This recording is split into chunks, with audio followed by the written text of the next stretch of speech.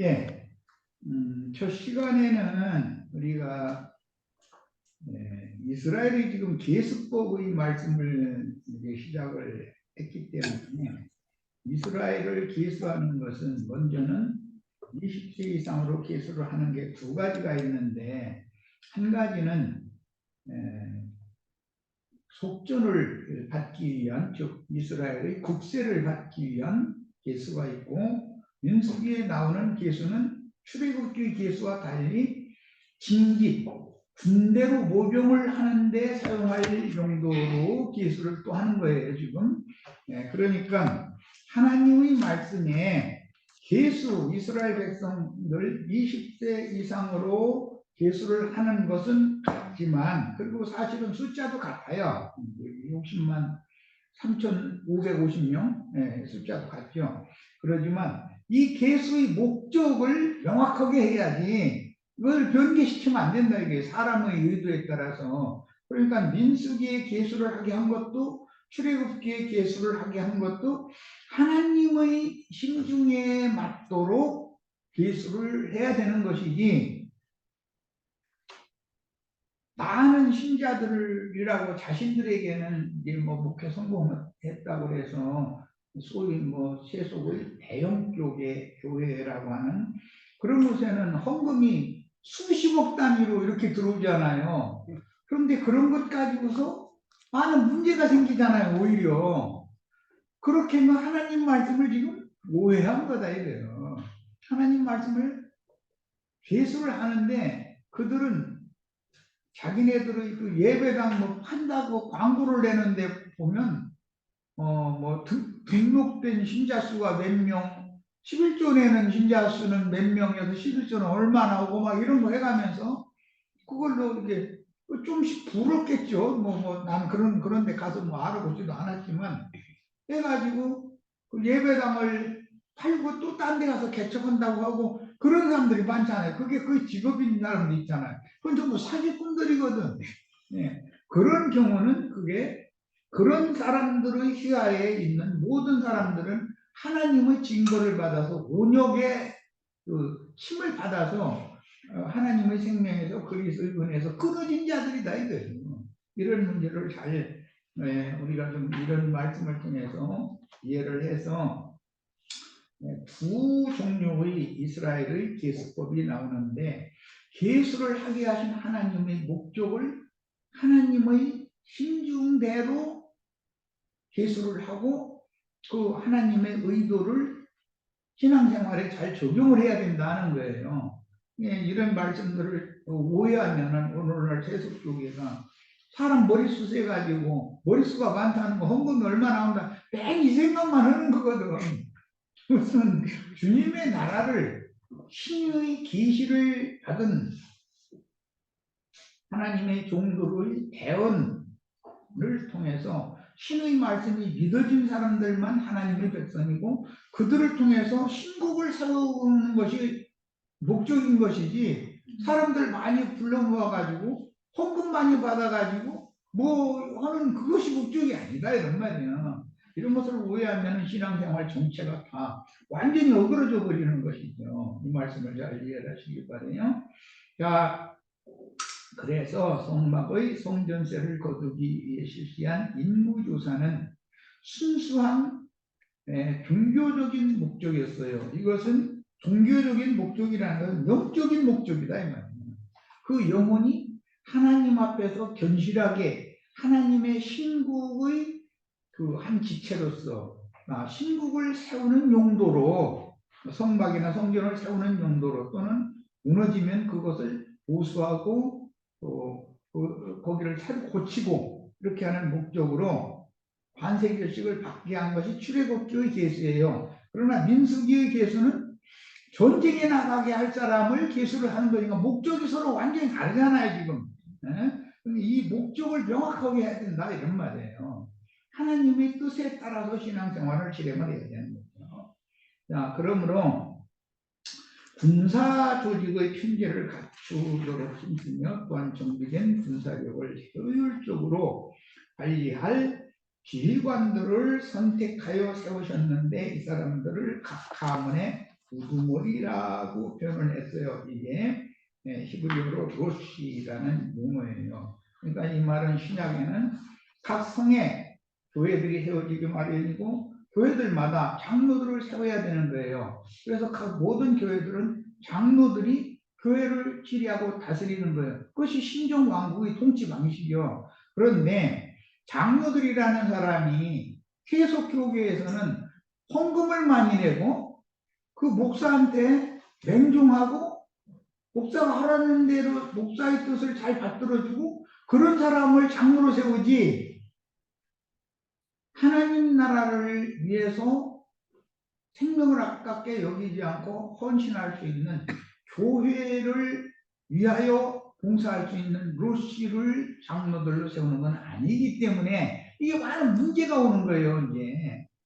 이게 성경을 오해하면은 비슷한 것 같은데 오해해서 뭔가를 실행하면 그게 가라지 집단이 된다. 이거 다 가라지 집단이라는 것은 하나님의 생명과 다른 어떤 생명을 가졌는데 나타난 모습은 너무 비슷한 거예요.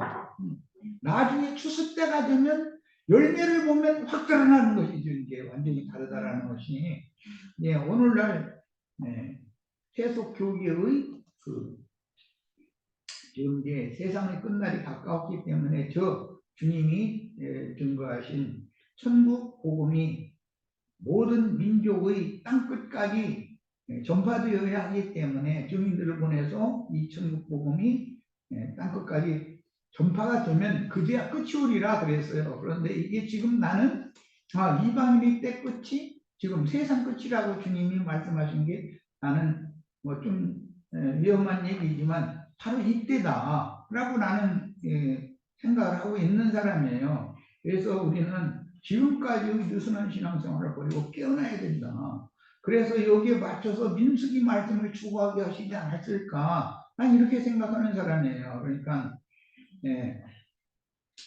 인위적인 어떤 생각을 다 버리시고 신앙을 위해서 내가 정말로 영적인 사람으로서 주님의 나라를 위해서 모든 것을 다 바치고 주님이 원하시는 것을 위해서 바울 사도처럼 생명도 아깝게 여기지 않는 충성된 그런 종들이 있는지에 대해서 각자 다 검증을 받을 필요가 있다. 이 이야기는 뭐 이제 민수기 5장까지 나가서 그때 하나님께서 어떤 한 남편의 그 아내가 실행을 해서 부정을 저질렀는 일을 이렇게 의심하는 의심의 소재를 이렇게 가지고 오게 하고 그 조주의 쓴물을 마시게 하고 그런 말씀이 나오는데 그때 소상하게 말씀을 나눌 거예요. 오늘 우리들 자신이 주님 앞에 나의 그 영혼이 정말로 순수한 진리 말씀으로 나의 영혼이 정결한 사람으로 정절을 지키는 사람으로 주의 성령이 보실 때 인정할 수 있는 사람인지 내가 세상과 세상에 있는 것들을 기웃거리고 주님과 주님의 나라를 좀 멀리 하지는 않는지 이런 것들을 다 좀 자신 스스로 안에서 성령에 의해서 빛비춤을 받고 깨달음을 받아야 되겠다라는 그런 경각심을 갖지 않을 수가 없어요. 지금 시대가 너무 어둡고 전도를 하려고 이게 돌아다녀 보면 말씀을 받을 사람이 없는가 싶을 정도예요. 뭐 어딘가 숨어 있을 게 있겠지만은 너무 전도가 안 되잖아요. 지금 어렵잖아요. 이 말은 이제는 예언대로 하늘문을 닫고 계시다라는 거예요. 그런데 조금 틈게 남겨놔뒀으면 거기로 사람들을 전도를 해서 불러드려야지요. 어떻게든지 해서 우리 형제 자매님들 전도에 관심을 꼭 가지시기를 바라요. 자, 그 다음에 인수기의 그 개수라고 하는 것은 군대로 체제를 군대대로 편성하고 그 군대를 지휘할 수 있는 지휘관들을 이렇게 세우는 말씀이에요. 이것은 신약에서는 각성의 교회들을 세우고 교회들마다 장로들 또는 집사들을 세워서 그들을 통해서 교회들을 잘 하나님의 뜻대로 잘 경영을 할 수 있도록 이렇게 하는 것이 오늘날 우리가 교회 회복인 거다 그런 말이에요. 성경에는 뭐 어제든가 보니까 윤영재가 유튜브에서 퍼다 올리는 거 보니까 성경에는 목사라는 용어 자체가 없다. 내가 그 성경의 신부나 목사라는 단어 자체가 없다. 이런 걸 한 30년 전에 책자로 해가지고 전도를 했어요. 그때는 맨 전화 한 사람이 나오면 또 11조라는 것이 속세의 돈이 아니고 바로 우리 생명의 구원자이신 그리스도가 하나님의 가장 거룩한 성물, 지성물인 그리스도다. 받아들로 만물로 첫 것으로 주님께 하나님께 드려진 그분이 바로 예수님이다. 그래서 11조라는 것은 만물 첫것, 첫소산이라고 돼 있고 그걸 지성물이라고 그러는데 인간 세상에 제 아무리 훌륭한 신부나 목사라고 해도 그 사람이 무슨 지성물이 되겠냐. 속세의 돈이 무슨 지성물이겠냐. 다 세상에 속하고 속된 것이지. 지성물이라는 데는 그리스도를 말한다. 이러고 이제 그 11조 강의 책을 이제 해서 돌렸어요. 그런데 그때는 뭐 그냥 다 좀 내가 이상한 사람이었었죠. 그런데 어느 날 보니까 이제는 기독교 교회도 11조 내면 지옥 간다. 심지어 이런 설교하는 사람도 생겼고 목사인데 뭐 성경에는 신부라는 호칭이 목사라는 호칭이 없다. 이런 것을 지금 스스로 다 발표하고 있잖아요. 그래서 하나님이 하시는 일은 참 놀랍다. 우리가 지금 현재 이런 교회 회복에 관한 것 그리고 회복된 교회의 알곡들만 어린 양의 신부가 되어져서 거룩한 성 예루살렘에 데려감을 받는 것이고 나머지는 버려둠을 당할 위험이 있다. 이런 것을 지금 이제 내가 증거하기 시작하고 있는데 이것은 세상 끝에 꼭 들어야 되는 최고의 말씀이거든, 복음이거든. 그런데 이런 말씀을 사람들이 들어도 관심이 없어, 보면. 그럼 보면 너무 안타까워요. 출애굽한 12지파의 20세 이상 60세까지 건장한 남자들을 뽑아서 소집 영장을 발부하여 광야의 훈련소에 입소시켜서 전쟁 연습을 시킨 후에 아브라함, 이삭, 야곱에게 약속하신 가나안 땅의 기업을 선점한 가나안 족속 노아의 세 아들 중에 둘째 아들이 함이었었죠. 장자는 셈, 둘째는 함, 말째는 야벳이었어요. 그런데 둘째 아들 함의 후손이 가나안 족속이죠. 가나안 족속을 멸하고 그 땅을 정복한 후에 12지파에게 유혹으로 그 약속의 땅을 분배하려는 것이니 이것이 신정왕국의 시작이다. 모든 국가라는 체계가 세워지면 반드시 군대가 있어야 된다. 자기 영토를 지켜야 되잖아요. 그러니까 국가니까는 군대가 필요한 거예요. 종살이 오면 군대가 필요 없죠. 바로의 군대로 모병되면 됐지. 종으로 모병되는 것이지. 자기 독립국가의 군사가 돼야 되는 거잖아요. 지금 그 얘기단 말이에요. 그러니까 신정왕국,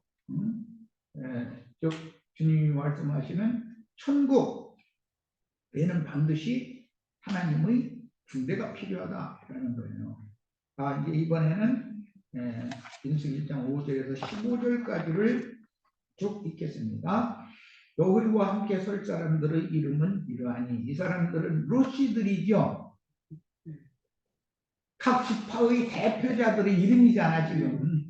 이러하니 루벤 지파에서는 스데오르의 아들 엘리스리요, 시므온 지파에서는 수리사떼의 아들 술루미엘이요, 유다 지파에서는 암미나답의 아들 나손이요, 이사갈 지파에서는 수알의 아들 느다넬이요, 스불론 지파에서는 헬론의 아들 엘리야요, 요셉의 자손들 중에 에브라임 지파에서는 암미호스의 아들 엘리사마요, 므낫세 지파에서는 부다소르의 아들 가말리엘이요, 베냐민 지파에서는 기드오니의 아들 아비단이요, 단 지파에서는 암미사대의 아들 아히에셀이요 아셀 지파에서는 오그란의 아들 바기엘이요 갓 지파에서는 두우엘의 아들 엘리야삽이요 납달리 지파에서는 에난의 아들 아히라이니라 하시니. 그래서 12지파의 대표자가 딱 세워지는 거예요. 이것은 각 성의 인도자를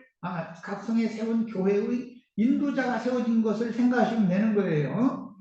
자, 한 사람씩을 너희와 함께 하라 했는데, 이 함께 하다라는 본문 말씀은 시중들기 위해서 긴장하며 기다리고 서 있는 자세를 일컫는 말이므로. 그러면 여기까지 보면 뭐가 생각나요? 계시록 5장이 생각이 나야죠. 온 땅에 보내심을 받은 하나님 앞에 서 있다가 온 땅에 보내심을 받은 하나님은 일곱 영, 일곱 눈들이다라는 말씀이 생각나잖아요. 그런 뜻이다 이거예요. 모세와 아론과 함께할 사람이란 두 지도자를 보좌하여 하나님의 뜻을 온활히 수행해갈 협력자, 조력자인 동역자들이라는 의미예요. 신약으로는 이걸 동역자들이라고 해요. 교회의 인도 직분을 받은 장로나 집사들이라고 하는 것은 하나님의 동역자들이잖아요. 우리들이 다 하나님의 동역자들이 다 되셔야 되는 거예요. 나는 여성인데 우리 윤혜수 자매, 똥자 자매, 이순희 자매, 김영국 자매, 나는 여자인데 이러면 안 된단 말이야. 주 안에서는 남자나 여자나 그런 구별이 없고 영적으로는 영이 강하고 담대, 마음이 담대하면은 전도를 위해서 내 생명도 기꺼이 내놓겠다. 이런 사람이면은 다 남자요 군장이 될 수 있는 것이단 말이에요. 영적으로는. 네. 따라서 오늘날의 각 성에 세운 교회들의 인도자들과 모든 성도는 인자 예수의 이름으로 재림하신 하나님이신 그 영과 함께 하나님 나라를 위해 봉사하는 주님 자신과 그분의 왕국 건설을 동역하는 하나님의 동역자들임을 알 수가 있습니다. 우리 다 하나님의 동역자들이 되셔야 되겠어요? 그러려면 하나님의 집을 세우는 지혜로운 건축자들이 된다라는 말이죠. 하나님의 동역자라는 건 지혜로운 건축자들을 말하는 거였으니까, 네, 우리 형제 자매들 다 네, 주님의 신곡, 네, 천국을 세우는 지혜로운 건축자들이라 되셔야 되겠어요. 자, 이제 이 단락의 이제 이름 중에 특징이 뭐냐면 세모가 사용이 됐다. 이 말은 세모라는 것은 히브리어와 아람어로 이제 나눠지는데 이 모든 이름 속에는 히브리어 용어나 아람어 용어가 다 들어있다는 거예요. 그러니까 이들은 다 셈의 후예들이라는 것을 알 수가 있는 거예요. 이름을 가지고서. 자, 그 다음에 이제 이번에는 민수기 1장 16절을 봅니다. 그들은 태중에서 부름을 받은 자요 그 조상 지파의 지휘관으로서 이스라엘 종족의 우두머리라. 아까 우두머리 로시라는 용어에 대해서 첫 시간은 강조했고, 그 다음에 그 우두머리들이 하나님께서 자기 백성을 두 가지 용도로 계수를 하게 하셨는데, 계수를 하신 하나님의 목적을 오용하거나 잘못 이용해서 신자들에게 사람 숫자를 많이 모으게 만들어 가지고 헌금 받는, 말하자면 더러운 이익의 재료로 삼는 게 아니라 신국을 세우는 건축자들로 삼아야 된다 이거예요. 그런데 이것을 반세계를 의무적으로 내라고 했잖냐. 여러분 신앙생활 하려면 의무적으로 목사가 지정한 어떤 헌금 봉투에다가 최소한 주일 헌금은 꼭 내야 되고 11조는 꼭 내야 되고 다른 건 몰라도 그러다가 뭐 예배당 새로 크게 지게 생기면은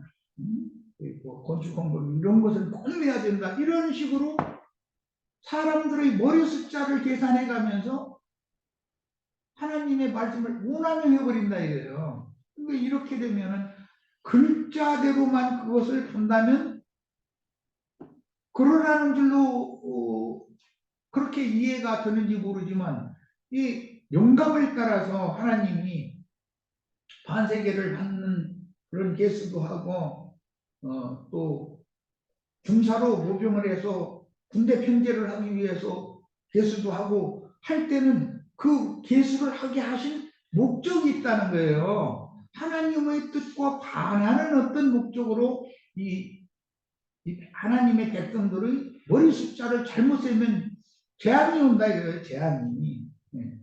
하나님의 뜻은 그게 아니니까 온유기를 다윗이 계수를 했을 때 다윗의 생각과 하나님 생각이 다르니까 징벌을 보냈지. 다윗이 잘한 것 같으면 왜 징벌을 보냈겠어.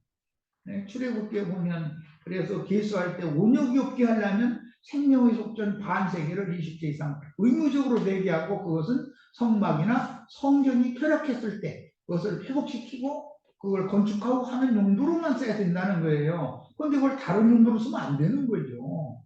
네. 자, 이번에는 회중에서 부름을 받은 자라고 해서 여기 회중이라는 이 용어에다라는 이 용어는 지난번에 내가 그 발음을 뭐 나는 영어 발음 잘 못하는데 이 회중이라는 이 용어는 영문으로는 congregation이라고 그러죠. 근데 니나 자매가 들으면 웃음 나올지 모르는데 뭐 나야 한국 사람이지 미국 사람 아니니까 어쩔 수 없고 이거는 무슨 건축물이 아니다 이거예요. 교회라고 하는 개념은 사람의 손으로 지은 물질적인 건축물이 아니고 부름받아 나온 회중이요. 애굽에서 즉 세상에서 불러낸 이스라엘 백성들 회중이단 말이에요. 그게 광야 교회인 거예요. 네, 이 점을 잘 꼭 이해를 하셔야 되겠어요. 자, 그리고 이스라엘 종족들의 우두머리라 그랬는데 지난번 번역엔 천만인의 부령이라 이렇게 번역을 했죠. 이스라엘 종족들이라고 하는 이 용어가 엘레프, 알레프라는 그 히브리어 자음의 첫 글자가 알레프죠. 네. 그것은 천이라는 뜻이에요. 천. 네. 그래서 이스라엘 종족들이라는 이번 번역 말고 지난번 번역에는 천만인의 우두머리다 이렇게 표현을 했는데 그 문자대로 번역을 한 거죠. 문자적으로는 패밀리, 천, 또 가족을 패밀리라고 그러죠. 그 다음에 종족, 클랜 등의 뜻에서 파생된 말이므로 천만인이란 단순한 문자적인 수요가 아니라 상징적으로 가족이나 종족의 수많은 무리를 가리킨다. 이 수많은 무리라는 건 애굽에서 불러낸 무리를 말하는 거예요. 회중이라는 이 말은 모세라는 용어가 많은 물에서 건짐을 받은 자라는 뜻이에요. 그 뜻이에요. 애굽 하수의 물을 마시던 사람들인데 애굽의 하수를 건너온 건 홍해 바다를 건너온 건데 애굽에서 하나님의 백성들을 불러내셨어요. 그 회중이 곧 신약에서 말하는 교회다 이거예요. 구약 시대에는 성막이나 성전을 건축하고 그곳에 모이는 사람들을 말하는 의도였어요. 그러나 신약에서 예수님은 사람의 손으로 지은 건축물 제도를 무시해버린단 말이에요.